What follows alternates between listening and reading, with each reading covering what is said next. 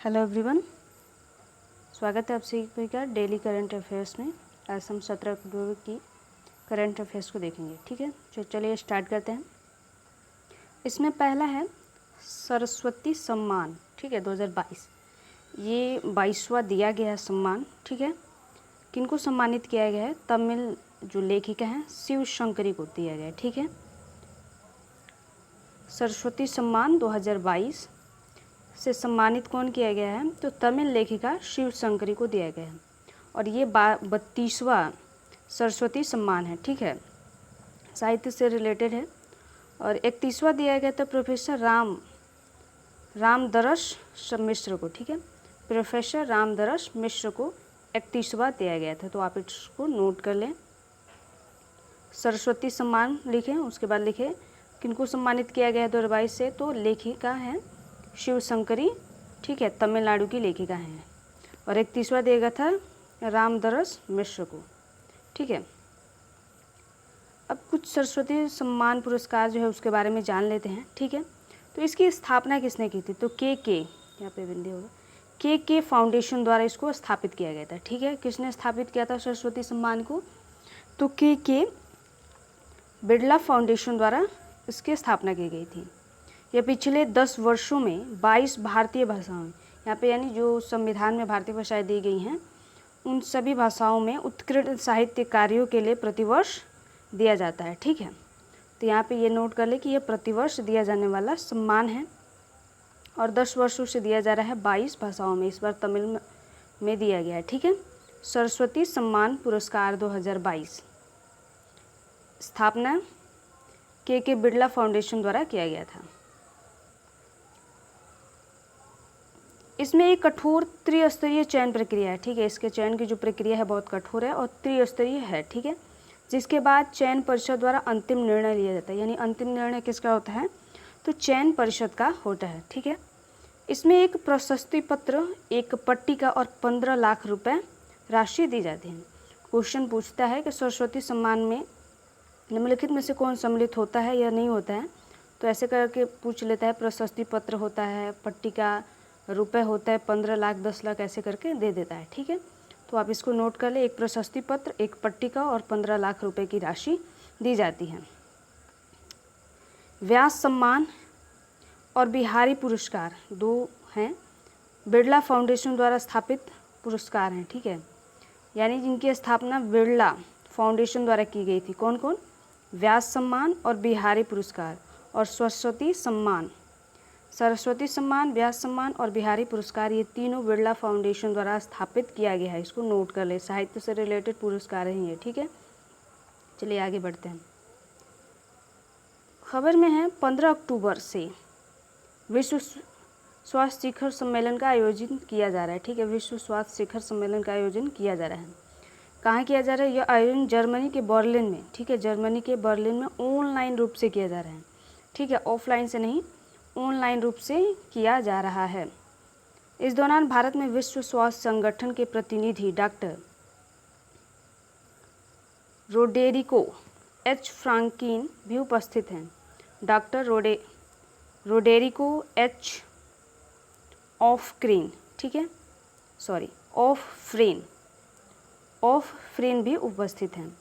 Doctor Roderico H ऑफरेन भी उपस्थित है। विश्व स्वास्थ्य संगठन के प्रतिनिधि, यहाँ पे ध्यान रखना है। ठीक है, कहाँ पे आयोजन किया जा रहा है? बर्लिन में और ऑनलाइन माध्यम से किया जा रहा है। विश्व स्वास्थ्य शिखर सम्मेलन 2023 इस वर्ष की थीम क्या है? तो विश्व स्वास्थ्य कार्यवाही के लिए एक निर्णायक वर्ष, यानी a defining year for a global health action. A defining year for a global health action इस वर्ष की थीम है 2023 की, और यह प्रतिवर्ष बर्लिन में ही आयोजित की जाती है। ठीक है, और कहीं आयोजित नहीं की जाती है, बर्लिन में ही हर वर्ष इसका आयोजन किया जाता है, विश्व स्वास्थ्य शिखर सम्मेलन का। इस बार ऑनलाइन मोड में है। उसके बाद है 11 से 12 अक्टूबर तक भारतीय नौसेना द्वारा सागर कवच अभ्यास है एक, इसका आयोजन किया जा रहा है। ये क्या है? सागर कवच क्या है? तो यह 2 दिवसीय व्यापक तटीय सुरक्षा अभ्यास है। यहाँ पे नोट कर ले, तटीय सुरक्षा अभ्यास है। सागर कवच क्या है? तटीय सुरक्षा अभ्यास है, जिसमें आंध्र प्रदेश, तमिलनाडु, केंद्र और केंद्र शासित प्रदेश पुडुचेरी में सभी सुरक्षा एजेंसियां शामिल रही हैं। ठीक है, सागर कवच क्या है? तो तटीय सुरक्षा से संबंधित है, इतना नोट कर लें। इस अभ्यास के यानी सागर कवच का अभ्यास का उद्देश्य क्या है? तो यह समुद्र के खतरे से निपटने के दौरान तटीय सुरक्षा तंत्र की प्रभावशीलता और सुदृढ़ स्थिति का आकलन करता है। यह अभ्यास का दूसरा भाग है, यानी अर्धवार्षिक अभ्यास किया जाता है। एक वर्ष में दूसरी बार इसका अभ्यास किया जा रहा है। ठीक है, अर्धवार्षिक अभ्यास इस बार का है। अब है डॉक्टर APJ अब्दुल कलाम। ठीक है, 15 अक्टूबर को डॉक्टर APJ अब्दुल कलाम की जयंती मनाई गई है। ठीक है, 15 अक्टूबर को इनकी जयंती मनाई गई है। डॉक्टर APJ अब्दुल कलाम, इनका परिचय। डॉक्टर APJ अब्दुल कलाम का जन्म 15 अक्टूबर 1931 को तमिलनाडु के रामेश्वरम में हुआ था। डॉक्टर APJ अब्दुल कलाम का जन्म 15 अक्टूबर 1931 को तमिलनाडु के रामेश्वरम में हुआ था। उनकी जयंती को राष्ट्रीय नवाचार दिवस और विश्व छात्र दिवस के रूप में मनाया जाता है। उनकी जयंती को राष्ट्रीय नवाचार दिवस और विश्व छात्र दिवस के रूप में मनाया जाता है। 15 अक्टूबर को विश्व छात्र दिवस के रूप में भी मनाया गया था। ठीक है, अब है APJ अब्दुल कलाम का परिचय में है। वह भारत और विदेशों से 48 विश्वविद्यालय एवं संस्थानों से मानद डॉक्टरेट प्राप्त करने के अद्वितीय सम्मान के साथ भारत के सबसे प्रतिष्ठित वैज्ञानिकों में से एक हैं। उन्होंने वर्ष 2002 में भारत के 11वें राष्ट्रपति के रूप में शपथ ली गई। ठीक है, तो 11वें राष्ट्रपति के रूप में शपथ ली थी, इसको नोट कर लें। और फिर वर्ष 2007 में पूरा कार्यकाल इनका पूरा हुआ था। ठीक है, 11वें राष्ट्रपति के रूप में 2007 में इनका कार्यकाल पूर्ण हो गया था। उन्होंने कई मिसाइलों का निर्माण किया, जिनके निर्माण के लिए कार्यक्रमों की योजना बनी, जिसे भारत मिसाइल मैन कहा जाता है। ठीक है, तो इन्हें भारत का मिसाइल मैन भी कहा जाता है। भारत का मिसाइल मैन भी कहा जाता है डॉक्टर APJ अब्दुल कलाम को, इसको भी नोट कर लें। अब इन्हें क्या क्या पुरस्कार, कौन कौन से पुरस्कार इनको प्राप्त हुए थे, इसको नोट कर लें। तो इन्हें नागरिक पुरस्कार पद्म भूषण 1981, पद्म विभूषण 1990 तथा सर्वोच्च नागरिक पुरस्कार भारत रत्न से इनको 1997 में सम्मानित किया गया था। ठीक है, पद्म भूषण, पद्म विभूषण और भारत रत्न से इनको सम्मानित किया गया है। ठीक है, तो कौन कौन से सम्मान से सम्मानित किया गया और इनके ईयर को भी नोट कर लें। नेक्स्ट देखते हैं। अब इनकी कुछ साहित्यिक रचनाएं भी देखने को मिलती हैं, जिसमें से पहला है विंग्स ऑफ फायर। ठीक है, wings of fire, India 2020 a vision for the new millennium. उसके बाद है माई जर्नी। उसके बाद है ignited mind, unleashing the power in India, indomitable spirit, guiding souls, envisioning a empowered nation और प्रेरणादायक विचार। ठीक है, इनकी साहित्यिक रचनाएं हैं, तो आप इसको नोट कर लें। ठीक है, क्वेश्चंस में पूछता है। उनकी मृत्यु कब हुई थी? तो उनकी मृत्यु 27 जुलाई 2015 को शिलांग मेघालय में हुई थी। ठीक है, शिलांग मेघालय में हुई थी 27 जुलाई 2015 को शिलांग मेघालय में हुई थी उनकी मृत्यु। अब उनके कार्यों योगदान वगैरह देख लेते हैं। ठीक है, तो योगदान में देखते हैं। तो पहला है फाइबर ग्लास तकनीकी में अग्रणी। फाइबर ग्लास तकनीकी, वह फाइबर ग्लास प्रौद्योगिकी के क्षेत्र में अग्रणी थे और उन्होंने इसरो में इसे डिज़ाइन करने तथा इसके विकास कार्य को शुरू करने हेतु एक युवा टीम का नेतृत्व किया था, जिससे कंपोजिट रॉकेट मोटर का निर्माण संभव हो पाया था। कंपोजिट रॉकेट मोटर का निर्माण संभव हो पाया था, इसको नोट कर लें। उसके बाद है सैटेलाइट लॉन्च व्हीकल SLV-3।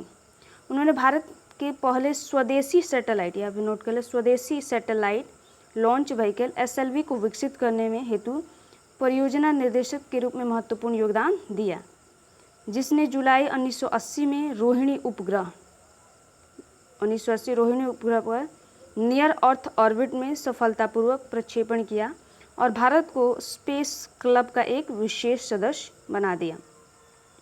वह इसरो के प्रक्षेपण यान कार्यक्रम विशेष रूप से PSLV कॉन्फ़िगरेशन के विकास हेतु उत्तरदायी थे। ठीक है, तो विशेष रूप से PSLV के कॉन्फ़िगरेशन के विकास हेतु भी उत्तरदायी थे। उसके बाद वह स्वदेशी निर्देशित मिसाइलें। इसरो में 2 दशक तक काम करने और प्रक्षेपण यान प्रौद्योगिकी में महारत हासिल करने के बाद उन्होंने रक्षा अनुसंधान एवं विकास संगठन में स्वदेशी निर्देशित मिसाइलों को विकसित करने की जिम्मेदारी ली। वह एकीकृत निर्देशित मिसाइल विकास कार्यक्रम यानी IGMDP के मुख्य कार्यकारी थे। उन्होंने परमाणु ऊर्जा विभाग के सहयोग से सामरिक मिसाइल प्रणालियों और पोखरण द्वितीय परमाणु परीक्षण का नेतृत्व किया। ठीक है, यहाँ पर देख ले, पोखरण का द्वितीय परमाणु परीक्षण का नेतृत्व APJ अब्दुल कलाम ने किया था। ठीक है, जिसने भारत को एक परमाणु हथियार संपन्न राष्ट्र बना दिया था। पहला कौन था जिसने परमाणु परीक्षण का नेतृत्व किया था, आप कमेंट में बता सकते हैं। उसके बाद है प्रौद्योगिकी विजन 2020। वर्ष 1998 में उन्होंने टेक्नोलॉजी विजन 2020 नामक एक देशव्यापी योजना को सामने रखा, जिसे उन्होंने 20 वर्षों में भारत को अल्प विकसित से विकसित समाज में बदलने के लिए रोड मैप के रूप में पेश किया। ठीक है, तो technology vision 2020 APJ Abdul Kalam का है। योजना में अन्य उपायों के अलावा कृषि उत्पादन में वृद्धि, आर्थिक विकास के वाहक के रूप में प्रौद्योगिकी पर जोर देना और स्वास्थ्य देखभाल एवं शिक्षा तक पहुंच को व्यापक बनाना भी शामिल है। ठीक है, चिकित्सा एवं स्वास्थ्य क्षेत्र में देखें उनके योगदान, तो APJ अब्दुल कलाम ने हृदय रोग विशेषज्ञ B सोमाराजू के सहयोग से कोरोनरी हृदय रोग के लिए कलाम राजू टेस्ट विकसित किया, जिससे स्वास्थ्य सेवा सभी के लिए सुलभ हो पाई। ठीक है, कलाम राजू टेस्ट विकसित किया उन्होंने। इस उपकरण से भारत में आयातित कोरोनरी टेस्ट की कीमतों में 50% की यानी 50% से अधिक की कमी आई। ठीक है, तो किनके सहयोग से कलाम राजू टेस्ट विकसित किया था, तो B सोमाराजू। ठीक है, उसके बाद है लाइट कॉम्बैक्ट एयरक्राफ्ट प्रोजेक्ट। वे लाइट कॉम्बैक्ट एयरक्राफ्ट प्रोजेक्ट के विशेष रूप से जुड़े हुए थे। वे एवियोनिक्स से भी जुड़े हुए थे। वह लड़ाकू विमान उड़ाने वाले पहले भारतीय राष्ट्राध्यक्ष भी बने। ठीक है, लड़ाकू विमान उड़ाने वाले पहले भारतीय राष्ट्रीय अध्यक्ष। अभी तक किसी भी राष्ट्रीय अध्यक्ष ने लड़ाकू विमान नहीं उड़ाया था। वे जब 12th स्टैंडर्ड में थे तो उनका सपना था कि वे लड़ाकू विमान को उड़ाएं, और जब वे राष्ट्रपति बने तो उसे उन्होंने उड़ाया भी। ठीक है, अन्य योगदान में देखें तो उन्होंने पूरा यानी providing urban amenities to rural areas के माध्यम से ग्रामीण समृद्धि सुनिश्चित करने पर जोर दिया, जिसमें विज्ञान और प्रौद्योगिकी की महत्वपूर्ण भूमिका अभिकल्पित की गई थी। अपने विविध अनुभवों के आधार पर उन्होंने विश्व ज्ञान मंच की अवधारणा का प्रचार किया, जिसके माध्यम से 21वीं सदी की चुनौतियों के लिए संगठनों और राष्ट्रों की मुख्य दक्षताओं को नवप्रवर्तन एवं समाधान तथा उत्पाद बनाने हेतु समन्वित किया जा सकता है। ठीक है, तो पूरा इनका एक अन्य काम है, ये ग्रामीण क्षेत्रों को विकसित करने के लिए इनका एक कंसेप्ट है पूरा। ठीक है, तो आज के लिए इतना ही। Thank you.